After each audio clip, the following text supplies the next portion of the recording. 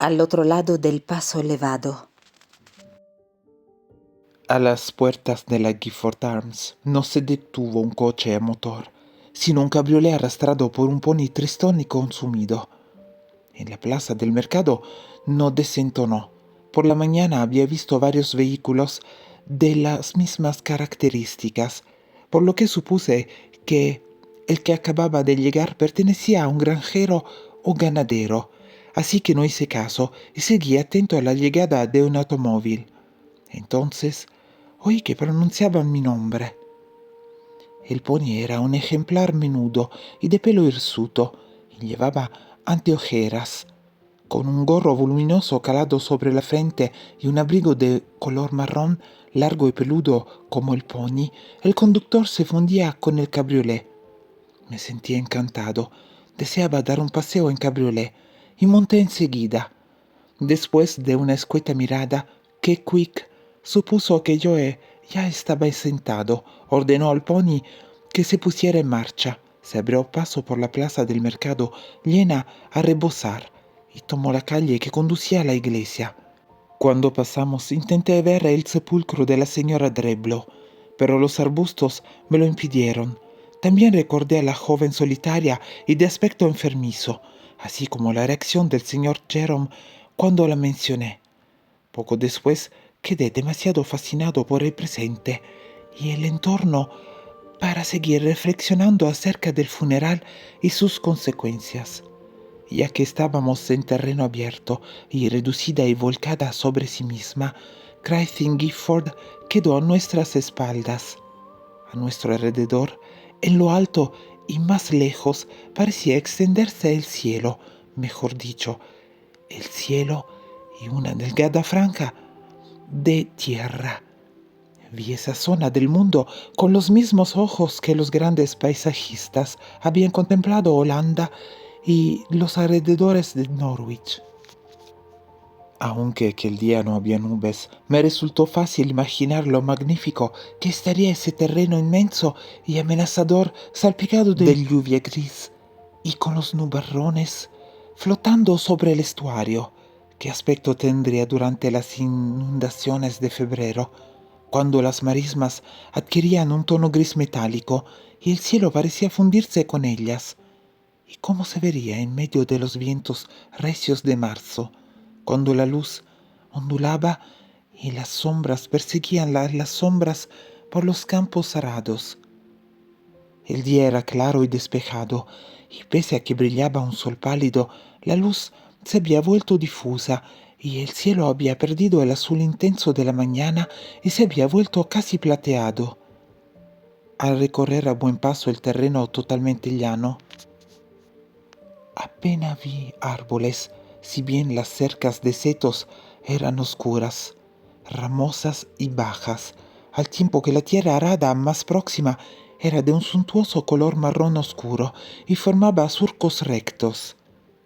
Gradualmente el terreno dio paso a la hierba, avisté diques y acequias llenos de agua, y por fin nos aproximamos a las marismas.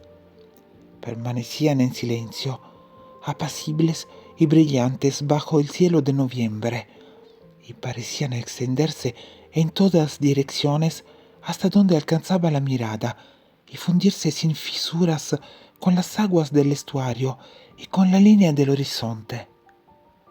La cabeza me dio vueltas ante esa belleza pura e impactante. La sensación de espacio y la inmensidad del cielo tanto en lo alto como a los lados me aceleraron el pulso. Habría sido capaz de recorrer miles de kilómetros con tal de ver algo así.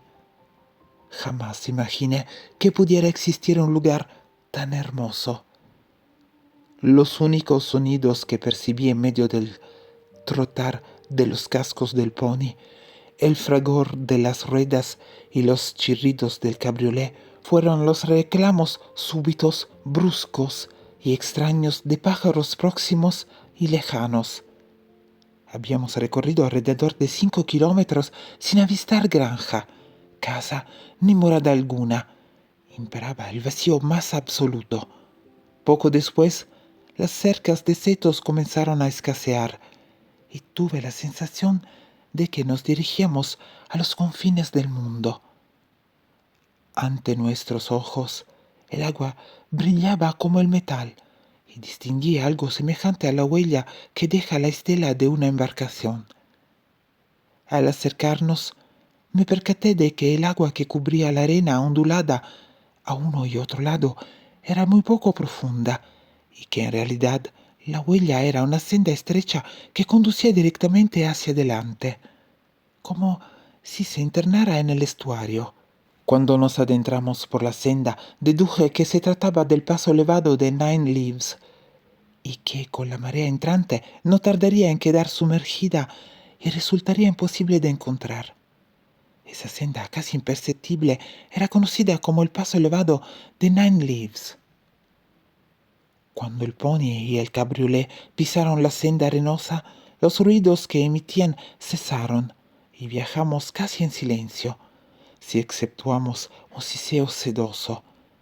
Aquí y allá había grupos de cañas emblanquecidas y periódicamente el más tenue de los vientos las agitaba, por lo que entrechocaban. El sol situado a nuestras espaldas se reflejaba en el agua, por lo que todo brillaba y resplandecía como si fuera la superficie de un espejo. El horizonte había adquirido un matiz rosado que, a su vez, se repetía en las marismas y el agua. Era tan intenso que me dolieron los ojos, por lo que miré hacia adelante y, como si surgiera del agua misma, contemplé una casa alta, desolada, de piedra gris y techo de pizarra, que brillaba aceradamente. Se alzaba cual un faro o una torre de vigía y daba a la amplia expansión de marismas y estuario. Era la casa más extrañamente situada que había visto, o que podía imaginar, pues se encontraba aislada, impertérrita y a su manera bonita. Al acercarnos, reparé en que el terreno en el que se alzaba estaba ligeramente elevado, rodeado de unos 30 metros de hierbas blanqueadas por la sal, y luego por guijarros.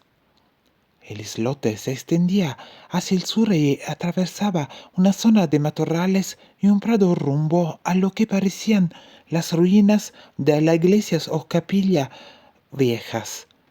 Sonaron chirridos cuando el cabriolé rodó sobre los guijarros. Ascendimos y por fin llegamos a la casa de Yale Marsh.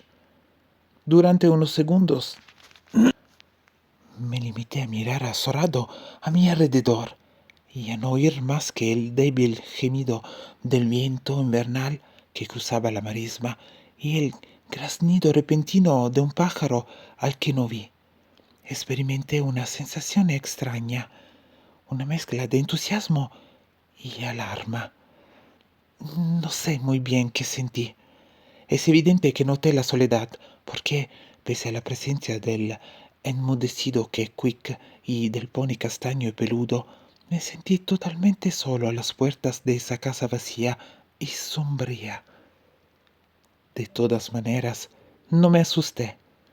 ¿A qué podía temerle en ese lugar extraordinario y hermoso? Al viento, a los reclamos de las aves de las marismas, a las cañas y el agua estancada. Me apeé del cabriolé y di la vuelta hasta detenerme junto al cochero. ¿Hasta qué hora es transitable el paso elevado? Hasta las 5. Solo podría echar un vistazo, orientarme en el interior de la casa e iniciar la búsqueda antes de que Quick volviera a recogerme. No me apetecía marcharme tan pronto. La casa me había fascinado y deseaba que Keckwick se marchase a fin de recorrerla lenta y libremente, asimilarlo todo a través de los 5 sentidos y con mi propia presencia como única compañía. De repente, tomé una decisión y propuse: escuche, es absurdo que tenga que ir y volver 2 veces por día. Será mejor que traiga mi equipaje, alimento y bebida y que me quede un par de noches aquí. Así cumpliré más eficazmente con mis obligaciones y no lo molestaré. Esta tarde regresaré con usted y espero que mañana me traiga lo antes posible, en cuanto las mareas lo permitan. Callé. Me pregunté si intentaría hacerme cambiar de opinión, si discutiría o si trataría de disuadirme mediante indirectas sombrías. Kequick meditó y finalmente debió de reconocer la firmeza de mi decisión, pues se limitó a sentir. Tal vez ahora prefiera esperarme aquí. Solo estaré un par de horas. Haga lo que le parezca mejor. A modo de respuesta, Kequick tiró de las riendas del pony y comenzó a girar el cabriolé. Al cabo de unos minutos se alejaron por el paso elevado. Se convirtieron en figuras cada vez más pequeñas en la inmensidad y la extensión de las marismas y el cielo, hasta que me volví y me dirigí a la entrada de la casa de Eel Marsh, sin dejar de acariciar con la mano izquierda la llave que llevaba en el bolsillo. No entré. Todavía no me apetecía. Deseaba absorber el silencio y esa belleza misteriosa y deslumbradora, aspirar el peculiar olor salobre que el viento apenas arrastraba y escuchar el más débil murmullo. Reparé en la agudización de todos mis sentidos y fui consciente de que ese lugar extraordinario dejaba huella tanto en mi mente como en mi imaginación. Concluí que si pasara tiempo en el Marsh, probablemente me habituaría a la soledad y el silencio y me convertiría en observador de pájaros, ya que sin duda había muchas especies raras, zancudas, pescadoras, patos y gansos salvajes, sobre todo en primavera y otoño. Con la ayuda de libros y de un buen par de prismáticos, no tardaría en identificarlos por su vuelo y su reclamo. Mientras deambulaba por el exterior de la casa, hice conjeturas sobre la posibilidad de vivir allí y fantaseé con que Stella y yo viviríamos allí, solos, en ese lugar silvestre y aislado. Aunque dejé convenientemente de lado la pregunta de cómo nos ganaríamos la vida y ocuparíamos el tiempo.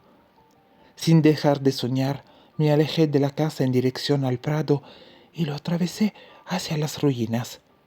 A mi derecha, al oeste, el sol poniente se había convertido en una bola inmensa, invernal, y de tono rojo dorado, que lanzaba flechas de fuego y rayos sanguinolentos sobre el agua.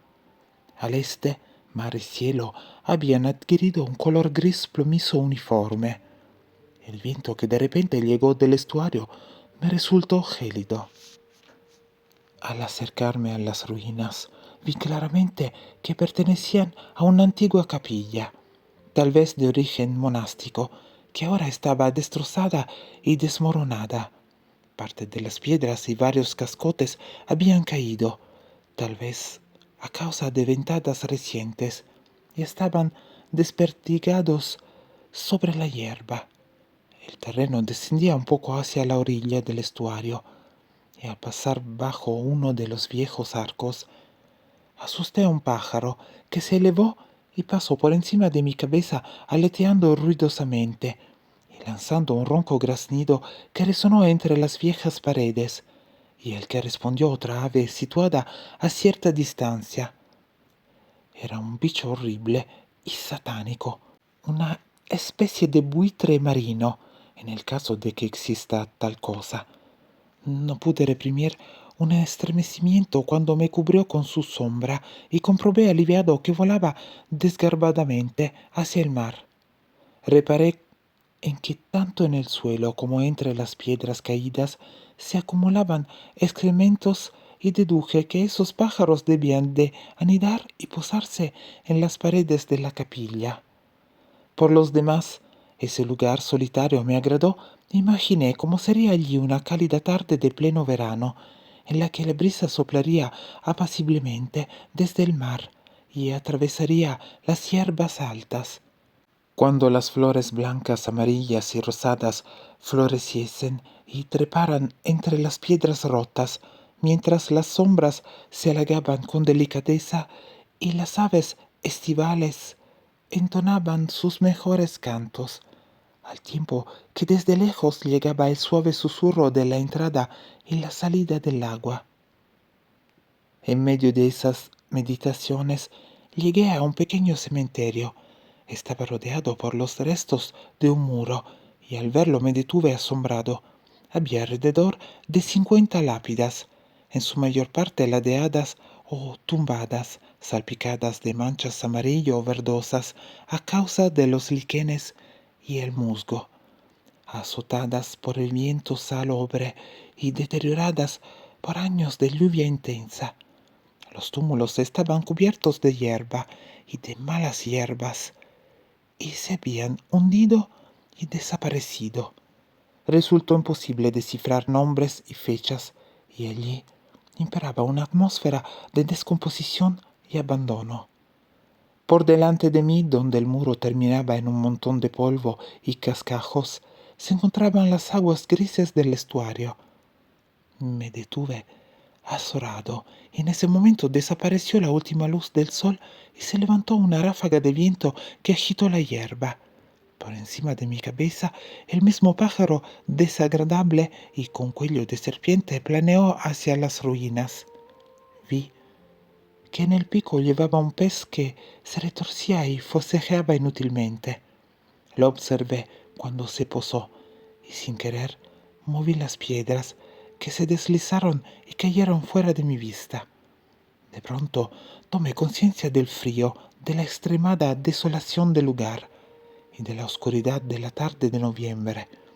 Como no quería que mi ánimo se deprimiera tanto como para quedar afectado por toda clase de fantasías malsanas, había decidido regresar deprisa a la casa, donde pretendía encender la mayor parte de las luces, y si era posible, un pequeño fuego, antes de iniciar la búsqueda de los papeles de la señora Dreblow.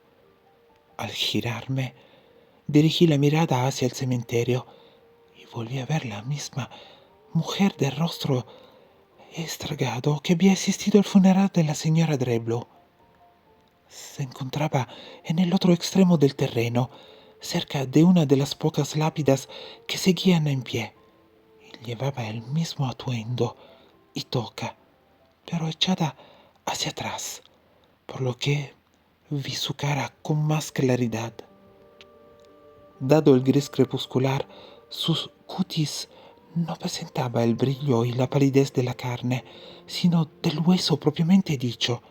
Cuando por la mañana la había mirado, aunque debo reconocer que fugazmente, no había reparado en la expresión de su rostro devastado, pues quedé muy afectado por su aspecto tan enfermizo.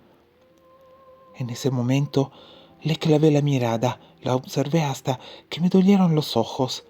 La miré sorprendido y desconcertado por su presencia, y me di cuenta de que su rostro poseía expresión. Aunque las palabras parecen del todo inadecuadas para definir lo que vi, solo puedo describir su expresión como de malevolencia desesperada y ansiosa. Daba la sensación de que buscaba algo que quería, que necesitaba, que debía tener, algo que deseaba más que la vida misma y que le había sido arrebatado. Con todas las fuerzas que disponía, dirigió esa maldad, ese odio y ese desprecio puros a quien quiera que se lo hubiese quitado. Pese a su extremada palidez, su rostro y sus ojos hundidos, pero extraordinariamente brillantes, ardían a causa de la concentración de una emoción apasionada que estaba en su seno y que emanaba de su ser. Y no podía saber si dirigió contra mí tanto odio y malevolencia. No tenía motivo para suponer que así fuera, pero entonces no estaba en condiciones de basar mis reacciones en la razón y en la lógica. La combinación del lugar peculiar y aislado con la súbita aparición de la mujer y lo espantoso de su expresión me atemorizó. Jamás había sentido terror semejante. Jamás Me habían temblado tanto las rodillas, ni se me había helado la sangre. Mi corazón nunca había sufrido semejante sacudida, como si estuviera a punto de saltar por mi boca seca, para a continuación golpear mi pecho como el martillo al yunque. Jamás había sido presa de un temor, un horror, un miedo mal tan intensos. Tuve la sensación de que estaba paralizado por puro terror. No soportaba la sensación de quedarme allí, pero mi cuerpo tampoco quedaba fuerzas para darme la vuelta y echar a correr. Tuve la certeza absoluta de que en cualquier momento caería muerto en ese condenado cementerio. Fue la mujer la que se movió. Se deslizó detrás de la lápida, caminó pegada a las sombras del muro, atravesó una de las brechas y desapareció de mi vista. En el instante mismo en el que desapareció, recuperé el aplomo, la capacidad de hablar y de moverme, y el sentido de yo. Me aclaré las ideas y de inmediato me enfadé.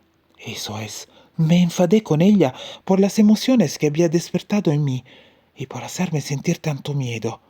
La contrariedad me llevó a la decisión de seguirla, detenerla, hacerle algunas preguntas, recibir las respuestas que correspondía y llegar al fondo de la cuestión.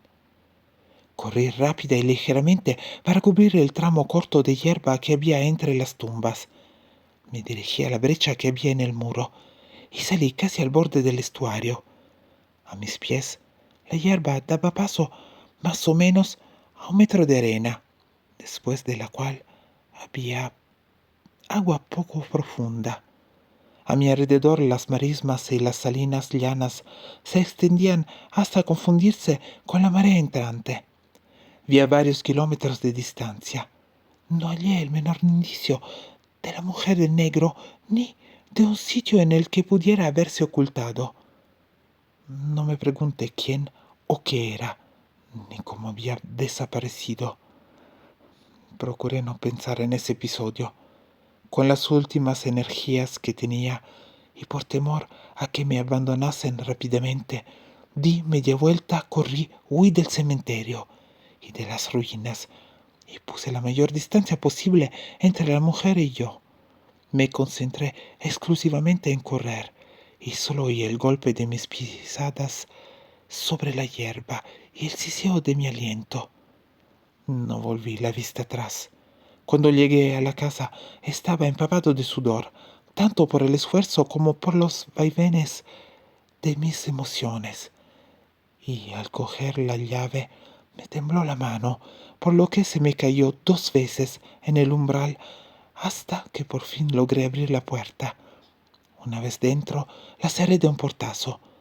El ruido retumbó por toda la vivienda y cuando el último eco se apagó, todo volvió a su cauce y se impuso un silencio que pareció bullir. Permanecí un buen rato inmóvil en el vestíbulo oscuro y revestido en madera. Necesitaba compañía y no la tenía. Necesitaba luces, calor y una buena copa entre pecho y espalda. Necesitaba consuelo y más que nada necesitaba una explicación. Es extraordinario lo poderosa que puede ser la curiosidad. Hasta entonces no me había dado cuenta. El deseo de averiguar exactamente a quién había visto y por qué me consumió más allá del intenso miedo y la conmoción que había sufrido. No descansaría hasta que lo hubiese satisfecho de una vez por todas, a pesar de que, mientras estaba en el cementerio de Hill Marsh, no me había atrevido a quedarme a investigar. Yo no creía en fantasmas. Mejor dicho, hasta aquel día no había creído en ellos. Y como la mayoría de los jóvenes racionales y sensatos, consideraba anecdóticas las historias que me habían contado acerca de ellos. Estaba al tanto de que algunas personas afirmaban tener una intuición de estos fenómenos superior a la normal y de que se hablaba de algunos lugares antiguos que recibían la visita de aparecidos. Pero me habría mostrado reacio a reconocer que esas palabras contuviesen un mínimo de verdad, incluso aunque me hubiesen presentado pruebas. Y jamás había tenido pruebas. Siempre había considerado extraordinario que las apariciones espectrales y otros sucesos parecidos les ocurriesen siempre a terceros, a alguien que sabía de alguien que se había enterado a través de alguien que conocía. Hacía unos minutos, en las marismas, bajo esa luz mortecina y la desolación del cementerio, había visto una mujer cuya forma era real. Y no me cabía la menor duda de que, en un aspecto esencial, también era espectral. Presentaba una palidez fantasmal y una expresión pavorosa. Vestía de una forma que no estaba en consonancia con los estilos de los tiempos que corren. Había guardado las distancias y no me había dirigido la palabra. Me había transmitido tan intensamente algo procedente de su presencia sosegada y silenciosa. En ambos casos, junto a una tumba, que yo había experimentado un rechazo y un miedo indescriptible. Además, había aparecido y se había esfumado de una manera que era imposible en el caso de un ser humano de carne y hueso. Por otro lado, en modo alguno tenía el aspecto que yo le atribuía a un fantasma tradicional, un ser transparente o vaporoso. La mujer había sido real, estuvo presente, la había visto con toda claridad. Estoy convencido de que podría haberme acercado para hablarle y tocarla. Yo no creía en fantasmas. ¿Existía otra explicación? El reloj dio la hora desde algún rincón oscuro de la casa y el sonido me arrancó de ese ensueño. Me estremecí, desterré deliberadamente de mis pensamientos la cuestión de la mujer que había visto en el camposanto y en el cementerio, y me centré en la casa en la que me encontraba. Del vestíbulo arrancaba una ancha escalera de roble, y a un lado había un pasillo que, según deduje, conducía a la cocina y a la despensa. Vi varias puertas, mas todas cerradas.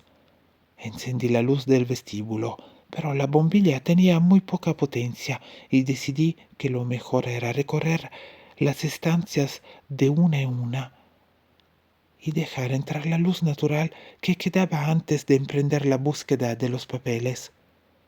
Después de lo que había oído de labios del señor Bentley y de otras personas sobre la difunta señora Dremlow, había creado toda clase de fantasías descabelladas acerca del estado de su casa.